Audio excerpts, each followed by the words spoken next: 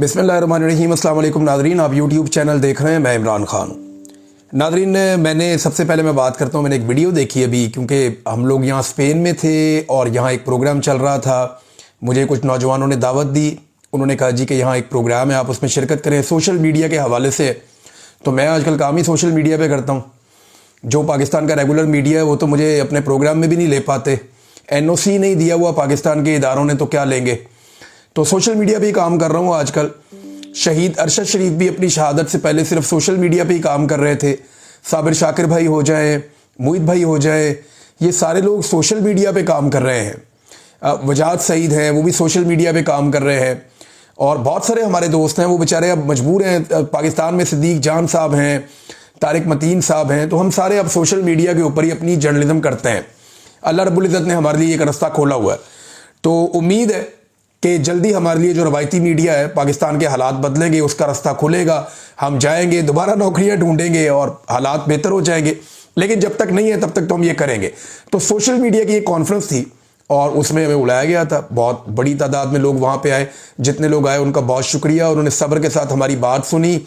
और मैंने देखा कि इमरान खान साहब के कॉज के साथ या उनके नज़रिए के साथ लोग जुड़े हुए हैं। भाई, लोग एक कदम भी पीछे हटने के लिए तैयार नहीं है। मैं यहाँ पे यूरोप में हूँ गुज़िश्ता 10 दिन से। मैं जहाँ पे गया हूँ ना, लोग एक ही बात पूछते हैं कि इमरान खान बाहर कब आएगा। लोग एक ही बात पूछते हैं कि इमरान खान बाहर कब आएगा। और उन्होंने उम्मीद सिर्फ इमरान खान से लगाई हुई है। ये लगभग 1 करोड़ से ज़्यादा ओवरसीज़ पाकिस्तानी है जो पूरी दुनिया में है। ये इतनी बड़ी तादाद है कि एक मुल्क बनता है इतने लोगों का। और ये 1 करोड़ से ज़ायद पाकिस्तानी पूरी ताकत से इमरान खान के साथ खड़े हैं। ये आटे में नमक के बराबर बहुत थोड़े से लोग हैं जो किसी और पॉलिटिकल पार्टी के हो सकते हैं। ये सबके मिला के 5% भी नहीं होंगे। पाकिस्तान में इमरान खान की जितनी मकबूलियत है, ओवरसीज पाकिस्तानियों में उससे बहुत ज़्यादा मकबूलियत है। और लोग इमरान खान को अपने मसीहा के तौर पर देख रहे हैं कि वो पाकिस्तान को इस गर्दाब से निकाल सकता है। वैसे भी आप देखें तो पाकिस्तान के जितने भी मसाइल हैं उनमें 90% जो इस वक्त सूरत हाल है, अगर इमरान खान के मामला या जो पोलिटिकल इस्तेकाम पाकिस्तान में आ जाए, वो मामला ठीक हो जाए तो मामला बेहतरी की तरफ चल पड़ेगा। लेकिन नहीं, एस्टेब्लिशमेंट ने भी और तजर्बे करने तो कर ले। मैं वीडियो देख रहा था शाहजेब खानजादा साहब की। मैं उनके साथ बाजी में हम इकट्ठे काम भी करते रहे हैं। जब मैं जबरी तौर पे गुमशुदगी से वापस आया तो उन्होंने मेरे साथ बात भी की और बहुत सारे सहाफ़ियों ने बात की। अहमद मीर साहब ने भी की थी, दीगर ऐसे सहाफ़ी जो मेरे दोस्त हैं और जो दोस्त नहीं हैं उन्होंने भी बात की, जिन्हें मैं जानता हूँ उन्होंने भी। तो मुझे ना ये वीडियो देख के बुरा लगा। ये किसी के साथ भी हो सकता है। यानी मैं अगर जा रहा हूँ अपनी फैमिली के साथ और कोई मेरी फैमिली की मौजूदगी में, एक झूठी खबर चलाई भी थी बरतानिया में कुछ सहाफ़ियों ने, मुझे बल्कि वकला ने कहा कि इनके ऊपर केस कर दो। मैंने कहा नहीं, दफ़ा करें, कोई बात नहीं। तो वो मुझे झूठी खबर की इतनी तकलीफ़ हुई थी। तो अगर मैं अपनी फैमिली के साथ जा रहा हूँ किसी जगह, कोई मेरे साथ ऐसे करेगा, मुझे बुरा लगेगा, ये दिल को तकलीफ़ होगी। लेकिन देखें, ये नफ़रत पाकिस्तान की एस्टेब्लिशमेंट ने फैला दी। ये पाकिस्तान की एस्टेब्लिशमेंट का किया धरा। चादर और चार दीवारी का तकद्दुस पामाल कर दिया। औरतों को कभी सड़कों के ऊपर घसीटते हैं, कभी ख़वातीन को गिरफ्तार कर लेते हैं, कभी जो है वो इद्दत जैसे घटिया और बेहुदा केसेस बना देते हैं। अब ये जिस किस्म का इन्होंने गंद मारा पाकिस्तान की एस्टेब्लिशमेंट ने, ये वो फैलाई हुई नफरत है। एक दिन हम सारे इस नफरत की आग में जलें, इससे बेहतर है इस आग को बुझाया जाए। और ये काम जो एस्टेब्लिशमेंट गंद मार रही है पाकिस्तान में या जो नफरत फैला रही है, ये उसको रुकना पड़ेगा, उसको पीछे हटना पड़ेगा। आज सारे इमरान खान पे मुंह उठा के इल्ज़ाम लगा देते हैं। ये ज़रा आप स्टेटमेंट तो देखें ना ज़रा, ये ख्वाजा आसिफ साहब का, कि सियासत में बदतमीजी और गालम गलोच की रवायत इमरान खान और यूथियों ने डाली है। अब ये यूथिया जो लफ्ज़ है ना, ये मैंने पहली दफ़ा बोला है, क्योंकि ख्वाजा आसिफ जैसे वज़ीर दिफा ने इसको ट्वीट किया है। ये गाली से निकला हुआ है। एक पॉलिटिकल पार्टी के वर्कर को आप गाली के नाम से आप बुला रहे हैं, कितनी बुरी बात है। और मुस्तकबिल में हमारा मुआशरा इसकी भारी कीमत अदा करेगा। और बैरून मुल्क साबिक पाकिस्तानियों ने बाहर जाकर भी तहजीब नाम की कोई चीज़ नहीं सीखी जो अपने घरों से सीख कर गए थे। आपको ख्वाजा साहब पता ही नहीं है कि बाहर दुनिया के अंदर लोगों को कितनी आज़ादी है। लोग वहां अपने आर्मी चीफ से सवाल कर सकते हैं सड़क पे चलते हुए। लोग अपने वज़रा को अकाउंटेबल कर देते हैं 5 मिनट के अंदर। यहां सारा निज़ाम जो है जवाबदेह है। पाकिस्तान के अंदर तो आपके प्रोटोकॉल ही ख़त्म नहीं होते। आम आदमी की एक्सेस आपके दफ्तर तक हो ही नहीं सकती। आपके चपड़ासियों के दफ्तर तक नहीं हो सकती। तो अब ये इस किस्म की बड़ी नफरत वाली बातें इसमें लिखी हैं। और जी पीड़ नहीं कर दिया किसी जगह पे, किसी जगह कुछ लिख दिया, किसी जगह गाली वाला लफ्ज़ बोल दिया। ख्वाजा आसिफ ने बड़ा गंद मारा अपने इस ट्वीट के अंदर, बड़ी अजीब अजीब बातें की। अब मैं ज़रा दिखाता हूँ कि ये नफरत एक्चुअली फैलाई किसने। ये कहते हैं ना इमरान खान ने नफरत की सियासत पाकिस्तान में फैलाई है। तो सबसे पहले शुरू करते हैं, आपको दिखाते हैं जुल्फ़िकार अली भुट्टो की आवाज़ क्या कहती थी। और जुल्फ़िकार अली भुट्टो के अल्फाज में आपको सुनाता हूँ कि उनके अल्फाज किस तरह के थे। उस वक्त तो इमरान खान सियासत में नहीं था। ये सुने आप। ना मंजूर जहन्नम में जाए, सुअर के बच्चे जहन्नम में जाए। ना मंजूर जहन्नम में जाए, सुअर के बच्चे जहन्नम में जाए। मुझे बताएं कि ये गंदा लफ्ज़ पाकिस्तानी अवाम के लिए, पाकिस्तान के शहरियों के लिए क्या इमरान खान ने कभी बोला? क्या इमरान खान भूल कर भी इस तरह का कोई लफ्ज़ इस्तेमाल कर सकता है पाकिस्तानी शहरियों के लिए या एक तबके के लिए या लोगों के लिए? कितनी गलत जुबान जुल्फ़िकार अली भुट्टो ने इस्तेमाल की। तो तब तो इमरान खान ने भुट्टो को सियासत नहीं सिखाई थी। अब ये देखें, असफंदयार वली, ये बाचा खान की औलाद हैं, एमएल वली खान साहब के बड़े हैं। अब इनका आप स्टेटमेंट सुने, क्या इनको भी इमरान खान ने तरबियत दी थी? इधर सुनिए आप ये क्या कह रहे हैं। कुत्ते की वैसी भी उम्र कम होती है, अगर जब कुत्ता पागल है तब तो सब लोगों को निकलना पड़ता है। अब ये पीपल पार्टी कुतिया पागल हो गई है, इसके पीछे निकलना पड़ेगा। कोई तरीका नहीं आपके पास और पूरे कौम को निकलना पड़ेगा, पूरे कौम को निकलना पड़ेगा।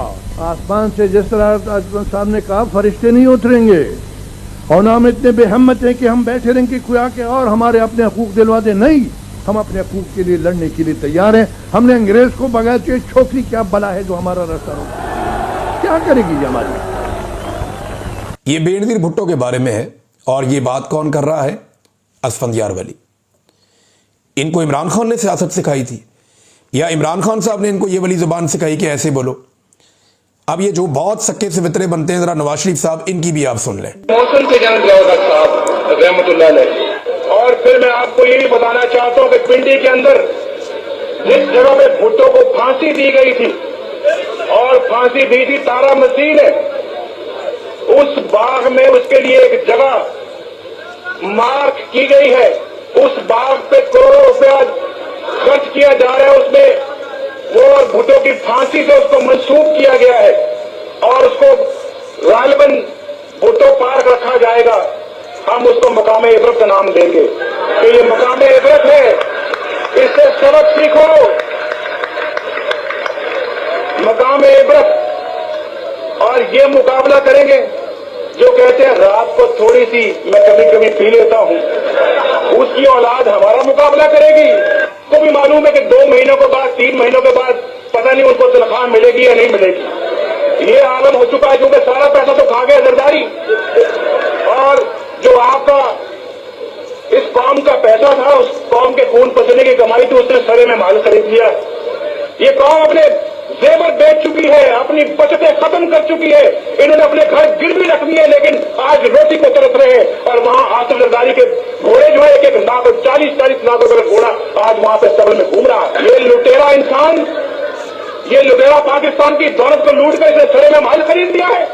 मेरा नाम भी नवाज शरीफ नहीं, उसने उसको निलाम करके उसकी तमाम दौलत। लो जी, ये शहबाज शरीफ ने भी कहा था कि जरदारी का पेट फाड़ के पैसे निकाल के अवाम के कदमों में निछावर कर देगा।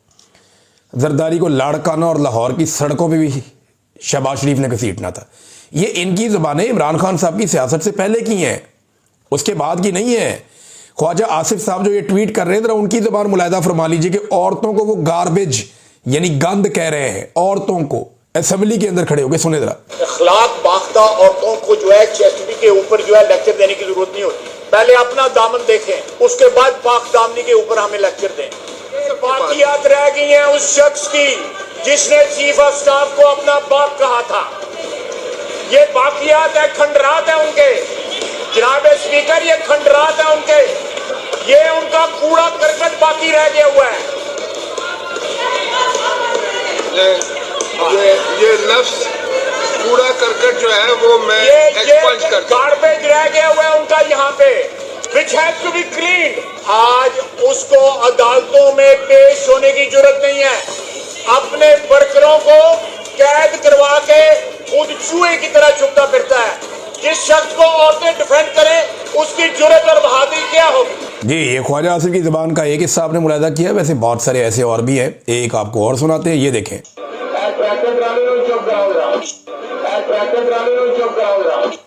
अंदाज़ा करें एक रुकन असम्बली को ये किस अल्फाज में मुखातिब कर रहे हैं। क्या ये भी इनको इमरान खान ने सिखाया था?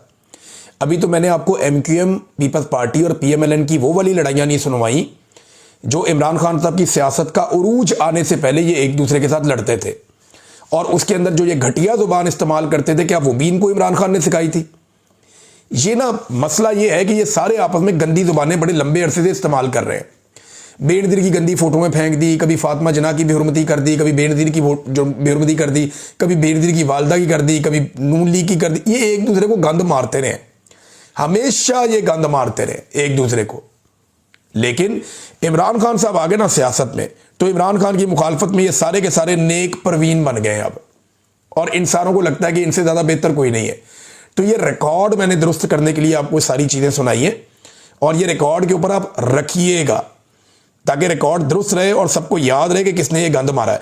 नादरीन, इमरान खान साहब ने बुशरा बीबी के खिलाफ जो प्रोपेगेंडा हुआ और जो अभी ये सारा कुछ लिखा गया, आज से कुछ अर्सा पहले इमरान खान साहब ने इसका पोल खोल दिया था।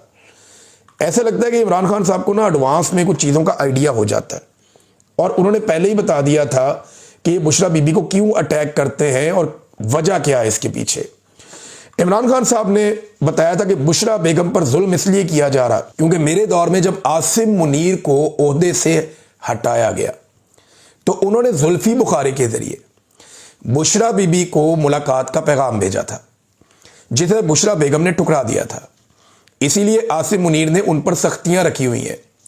शुरू दिन से ही इनकी कोशिश है कि बुशरा बेगम पर सख्ती करके मुझे तोड़ा जाए। और अब ये आर्टिकल आपके सामने, ये जुलाई 15, 2025 का स्टेटमेंट है इमरान खान साहब का। और मैंने जुल्फी बुखारी साहब से जब पूछा था तो उन्होंने कंफर्मेशन दी थी, उन्होंने कहा था जी बिल्कुल ये स्टेटमेंट ठीक है इमरान खान साहब का, क्योंकि बात करके उन्होंने कोशिश की थी कि उनकी बुशरा बेगम से मुलाकात करवाई जाए, लेकिन फिर वो मुलाकात के लिए बुशरा बेगम ने इनकार कर दिया था। तो अब ये इमरान खान साहब के बकौल जो बदला बुशरा बेगम से लिया जा रहा है वो इसलिए लिया जा रहा है। अब नाजरीन, यहाँ पे एक और बड़ी ज़बरदस्त चीज़ है जिसकी निशानदेही की है, यही बुशरा बीबी पे कीचड़ उछालने के हवाले से जो खबर है उसमें।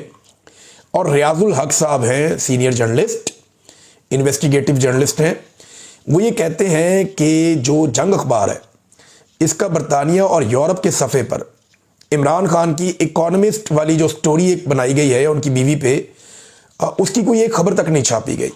इसकी क्या वजह हो सकती है? सादी वजह है, यहाँ पे रूल ऑफ लॉ है, यहाँ पे अदलिया आज़ाद है, यहाँ पे जजेस जो हैं वो आज़ाद फैसले देते हैं, पाकिस्तान जैसे जजेस नहीं है। यहाँ पे अगर ये खबर छापेंगे तो इनके ऊपर केस हो जाएगा। जब केस होगा तो इनको वहाँ पे साबित करना पड़ेगा कि ये खबर ठीक है। कैसे साबित करेंगे?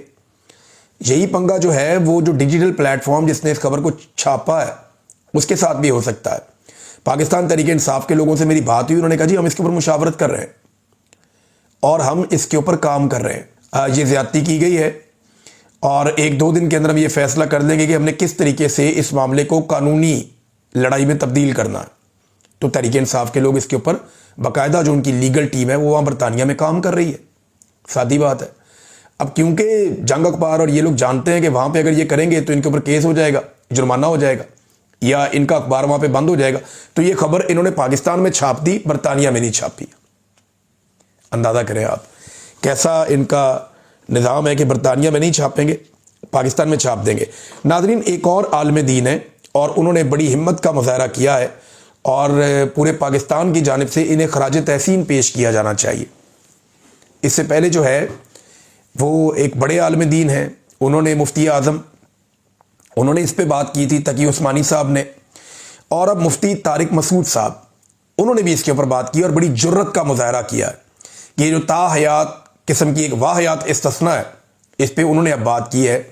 अल्लाह ताला इनको अपने हिफ्ज़ व अमान में रखे, इनको मुश्किलात से बचा कर रखे, क्योंकि इस दौर में सच बोलना और हक के साथ खड़े होना बहुत मुश्किल है। मुफ्ती तारिक मसूद साहब कहते हैं कि 27वीं तरमीम की दीगर शिकों पर हमायत या मुखालफत करना तो सियासी लोगों का काम है, और बाकी तो सियासी चीज़ है ना, अदलिया को ये कर दिया, उसको ये कर दिया, उसको ये कर दिया। लेकिन जो एक चीज इस्लाम से मुतसादिम है उस पर इन्होंने अपनी राय दी है। मुफ्ती है ना, वो दे सकते हैं फतवा।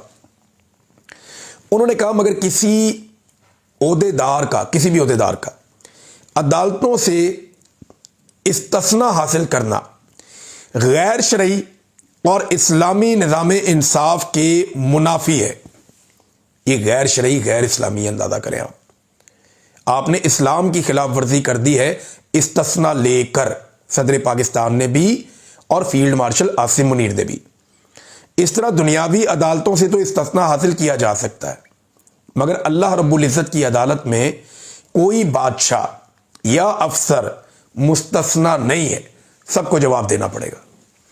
ये जनाब मुफ्ती तारक मसूद साहब बड़ी बहादुरी और जुर्रत का उन्होंने मुजाहरा किया।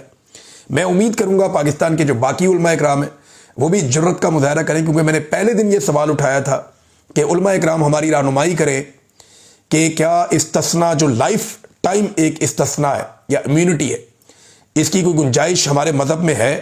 तो अब उलमा इकराम ने इसके ऊपर राय देना शुरू की है।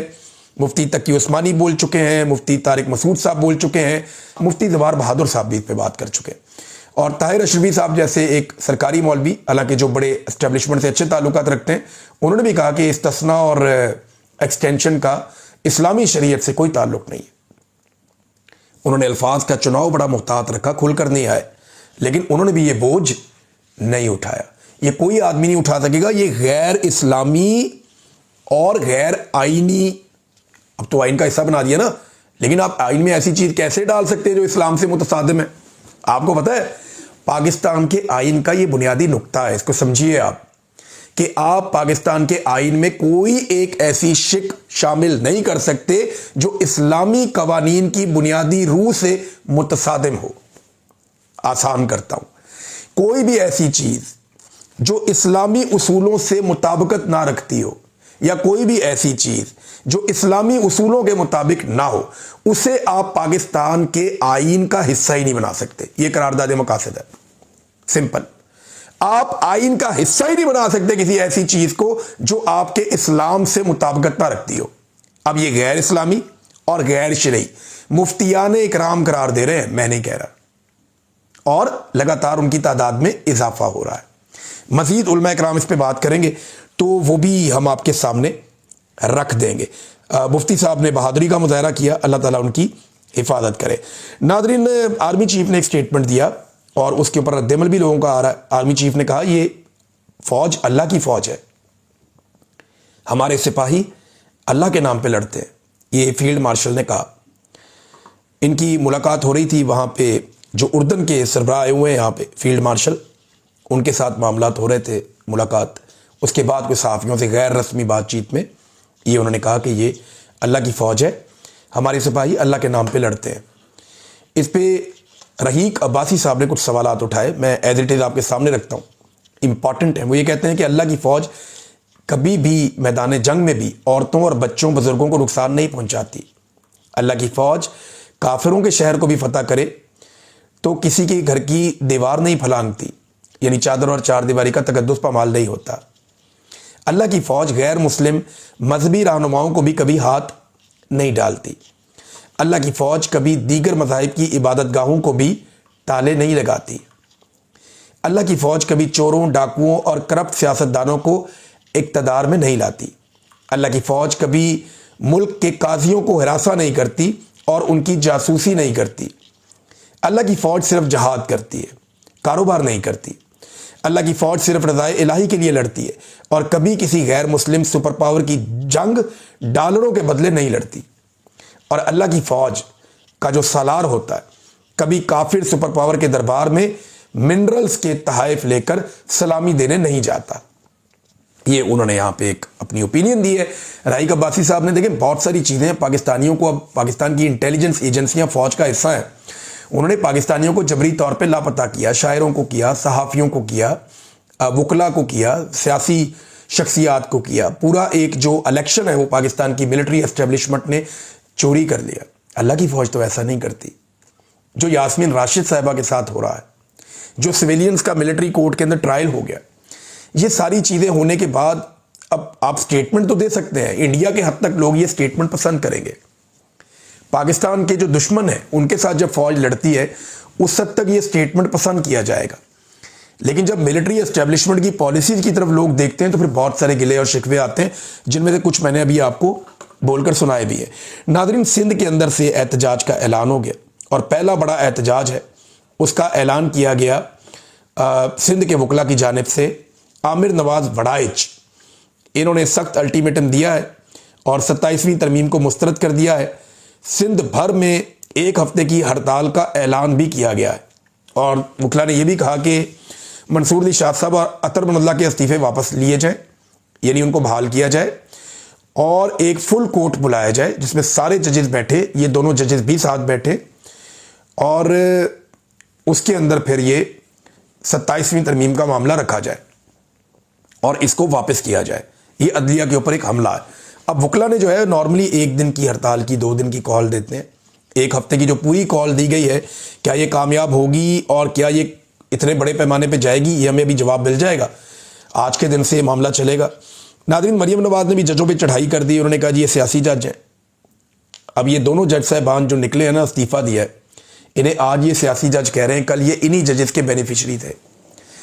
इन्हीं जजेस ने आधी रात को अदालतें लगाई थी रिजीम चेंज ऑपरेशन के वक्त। इन्हीं जजेस ने नवाज शरीफ साहब का स्टाम्प पेपर के ऊपर पाकिस्तानी अदालतों की जुरिस्डिक्शन से 4 हफ्ते का कह के बाहर भेजा, फिर 8 हफ्ते और फिर मियाँ साहब 4 साल बाद वापस आए। इन जजों ने हर तरह की सहूलतकारी दी इन जमातों को, हर तरह से फैसिलिटेट किया और नतीजा क्या निकला कि आज यही जमातें उन्हें सियासी जज करार दे रही हैं। तो जज साहबान को भी ये सोचना चाहिए, जो आज भी इनकी वफादारी कर रहे हैं, कि जब भी कभी आप फंसेंगे ये आपके साथ यही करेंगे। इनका तरीका वारदात ही है। अब तक के लिए इतना ही। अपना ख्याल रखिएगा, अपने इस चैनल का भी। अल्लाह हाफ़िज़।